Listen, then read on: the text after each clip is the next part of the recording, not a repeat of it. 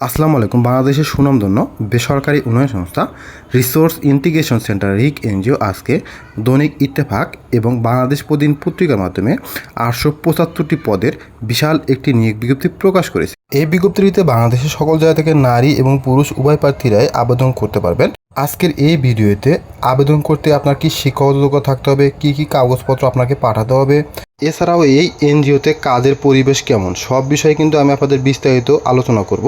আশা করি ভিডিওটি স্কিপ না করে লাস্ট পর্যন্ত দেখবেন।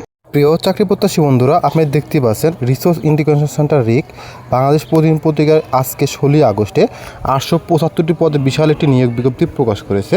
তো এই বিজ্ঞপ্তিতে আবেদন লাস্ট ডেট আগামী 31/8/2024 তারিখে।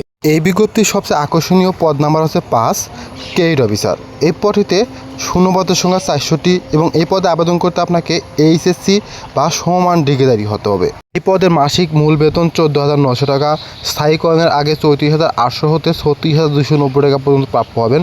স্থায়ীকরণের পরে 37,035 টাকা হতে 38,525 টাকা পর্যন্ত প্রাপ্য হবেন। এছাড়াও এই পদে আবেদন করার জন্য আপনার 1 বছরের ঋণ কার্যক্রমের অভিজ্ঞতা থাকতে হবে এবং আপনার বয়স সর্বোচ্চ 32 বছর হতে হবে। তবে অভিজ্ঞ সম্পন্ন প্রার্থীর ক্ষেত্রে এখানে বয়স কিন্তু শিথিলযোগ্য।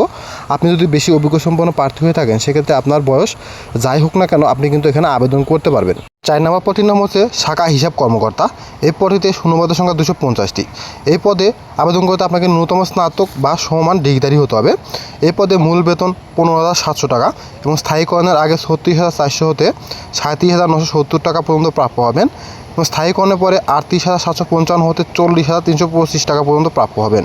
ঋণ কার্যক্রম হিসাবে ব্যবস্থাপনায় 2 বছর অভিজ্ঞতা, এমআইএস অ্যান্ড এফআইএস প্রতিবেদন প্রস্তুতে পারদর্শী হতে হবে, এমএস অফিস পরিচালনায় পারদর্শী হতে হবে। আবেদনকারী বয়স সর্বোচ্চ 25 বছর হতে হবে। অভিজ্ঞ সম্পন্ন প্রার্থীর ক্ষেত্রে এখানে বয়স কিন্তু শিথিলযোগ্য। 1 নম্বর পদটির নাম হচ্ছে জোনাল ম্যানেজার। এই পদে শূন্যপদের সংখ্যা 15টি। এই পদে আবেদন করতে আপনাকে যে কোনো বিষয়ে স্নাতক সমান ডিগ্রিধারী হতে হবে। মূল বেতন 32,500 টাকা, স্থায়ীকরণের আগে 72,000 হতে 75,250 টাকা প্রাপ্য হবেন। স্থায়ীকরণের পরে 76,875 হতে 80,125 টাকা পর্যন্ত প্রাপ্য হবেন। এছাড়াও 2 বছরের বাস্তব অভিজ্ঞতা থাকতে হবে জোন ব্যবস্থাপনায়। এমএস অফিস পরিচালনায় অবশ্যই দক্ষ হতে হবে। আবেদনকারী বয়স সীমা সর্বোচ্চ 45 বছর। অভিজ্ঞ প্রার্থীর বয়স কিন্তু এখানে শিথিলযোগ্য। 2 নম্বর পদের নাম হচ্ছে এরিয়া ম্যানেজার। এই পদটিতে শূন্যপদের সঙ্গে 50টি। এই পদে আবেদন করতে হলে আপনাকে স্নাতক বা সমমান ডিগ্রিধারী হতে হবে। মূল বেতন প্রাপ্য হবেন 26,300 টাকা। সর্বমোট স্থায়ীকরণের আগে 59,600 হতে 62,230 টাকা পর্যন্ত প্রাপ্য হবেন এবং স্থায়ীকরণের পরে 63,545 হতে 66,175 টাকা পর্যন্ত প্রাপ্য হবেন। ঋণ কার্যক্রমে এরিয়া ম্যানেজার ব্যবস্থাপনার পর্যায়ে কমপক্ষে 2 বছরের বাস্তব অভিজ্ঞতা থাকতে হবে। এমএস অফিস পরিচালনায় দক্ষ হতে হবে। আপনার বয়স সর্বোচ্চ 40 বছর হতে হবে। আপনি যদি অধিক অভিজ্ঞ সম্পন্ন প্রার্থী হয়ে থাকেন সেক্ষেত্রে আপনার বয়স কিন্তু এখানে শিথিলযোগ্য। 3 নম্বর পদটির নাম হচ্ছে শাখা ব্যবস্থাপক। এই পদটিতে শূন্যপদের সংখ্যা 150টি।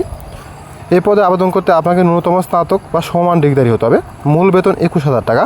স্থায়ীকরণের আগে সর্বমোট 47,000 হতে 49,100 টাকা প্রাপ্য হবেন। স্থায়ীকরণের পরে 50,150 টাকা হতে 52,250 টাকা পর্যন্ত প্রাপ্য হবেন। এই পদে আপনি যদি আবেদন করতে চান আপনাকে ঋণ কার্যক্রমের শাখা ব্যবস্থাপক পদে 2 বছরের বাস্তব অভিজ্ঞতা থাকতে হবে। এমএস অফিস পরিচালনায় অবশ্যই দক্ষ হতে হবে। আবেদনকারী বয়স সর্বোচ্চ 45 বছর হতে হবে। অভিজ্ঞ সম্পন্ন প্রার্থীদের ক্ষেত্রে এখানে কিন্তু বয়স শিথিলযোগ্য, অর্থাৎ আপনার যাই বয়স হোক না কেন আপনি যদি অধিক অভিজ্ঞ সম্পন্ন প্রার্থী হয়ে থাকেন সেক্ষেত্রে আপনার বয়স কিন্তু এখানে শিথিলযোগ্য। উপরোক্ত যে কোনো পদের একটিতে যদি আপনি আবেদন করে নিয়োগপ্রাপ্ত হন আপনার কর্মস্থল কিন্তু বাংলাদেশের যে কোনো এলাকায় হতে পারে। বৈধ ড্রাইভিং লাইসেন্স সহ পুরুষ এবং নারী কর্মী উভয়কেই কিন্তু মোটরসাইকেল চালানো জানতে হবে। সফলভাবে শিক্ষানুষ্ঠান অধিকান্ত হওয়ার পর আপনাকে যখন এখানে স্থায়ীভাবে নিয়োগপ্রাপ্ত করা হবে সেক্ষেত্রে আপনাকে 2টি উৎসব ভাতা, জীবনযাত্রা ব্যয় ভাতা, ঝুঁকি ভাতা, লাঞ্চ ভাতা, বৈশাখী ভাতা, কমিউনিকেশন ভাতা, মোবাইল ও ইন্টারনেট ভাতা, provident fund, provident loan, gratuity, কর্মী কল্যাণ তহবিল, নীতিমালা অনুযায়ী নিজ ও পরিবার সদস্যদের চিকিৎসা খরচ, দুর্গতি ভাতা, motorcycle loan, mobile SIM, laptop loan, tab ও ফুয়েল বিল ইত্যাদি প্রদান করা হবে। ঢাকা সিটি কর্পোরেশনে কাজ করতে আগ্রহী প্রার্থীদেরকে স্ব পদে কমপক্ষে 2 বছরের অভিজ্ঞতা থাকতে হবে। তো আগ্রহী এবং যোগ্য সম্পন্ন প্রার্থীদেরকে আগামী 31/8/2024 তারিখের মধ্যে পরিচালক রিসোর্স ইন্টিগ্রেশন সেন্টার রিক বরাবরে দরখাস্ত যোগাযোগের জন্য সক্রিয় মোবাইল নাম্বার উল্লেখপূর্বক পূর্ণাঙ্গ জীবন বৃত্তান্ত সকল শিক্ষাযোগ্যতা ও চাকরির অভিজ্ঞতা সনদপত্রের সত্য একটি ফটোকপি, জাতীয় পরিচয়পত্রের ফটোকপি, মোটরসাইকেল ড্রাইভিং লাইসেন্সের ফটোকপি এবং সদতলা 1 কপি পাসপোর্ট সাইজের পরিচ্ছন্ন রঙিন ছবি সংযুক্ত করে মানব সম্পদ বিভাগ, রিসোর্স ইন্টিগ্রেশন সেন্টার রিক, বাড়ি স্পেস 88/A, সড়ক space 7/A, Dhanmondi A/A, Dhaka 1209 এই ঠিকানায় ডাকযোগে অথবা কুরিয়ারের মাধ্যমে পাঠিয়ে দিতে হবে। এছাড়াও আপনারা চাইলে HR@ @bd.org এই ইমেলের মাধ্যমে আবেদনপত্র পাঠাতে পারবেন। ইমেলের সাবজেক্ট লাইনে অবশ্যই পদের নাম উল্লেখ করতে হবে এবং আপনার ফাইলটি অবশ্যই PDF আকার করে পাঠাতে হবে। খামের উপরে অবশ্যই পদের নাম এবং নিজ জেলার নাম উল্লেখ করতে হবে। এখন আসি এই এনজিওর কাজের পরিবেশ নিয়ে। এই এনজিওর কাজের পরিবেশ খুব নিম্নমানের। সকালে এক সিদ্ধান্ত আসে, বিকেলে এক সিদ্ধান্ত আসে। আমি 8 মাস চাকরি করেছি, এখন পর্যন্ত এদের ফাইনাল পেমেন্টের টাকা 1.5 বছর পার হয়ে গেছে, পাই নাই।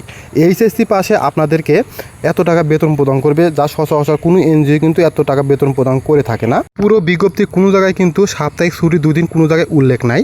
আর এখানে কিন্তু শনিবার ছুটি বুক করতে হলে আপনাকে এরিয়া ম্যানেজারের অনুমতি সাপেক্ষে ছুটি কাটাতে হবে। শুক্র শনিবারে আপনাকে কিন্তু বিভিন্ন ধরনের গ্রুপ ফিল করানো হবে।